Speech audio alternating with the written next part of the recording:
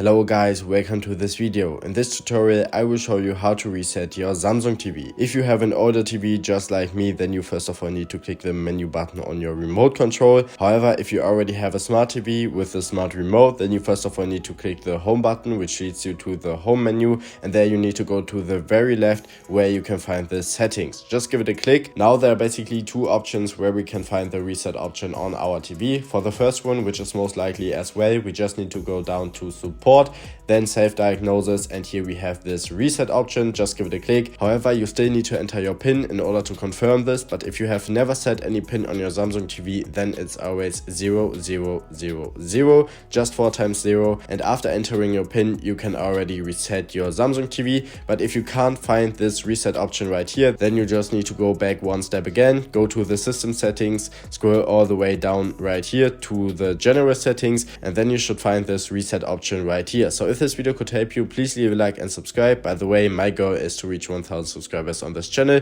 so if you want to support me on this goal, I would really appreciate if you were to subscribe to me. Thanks for watching and bye.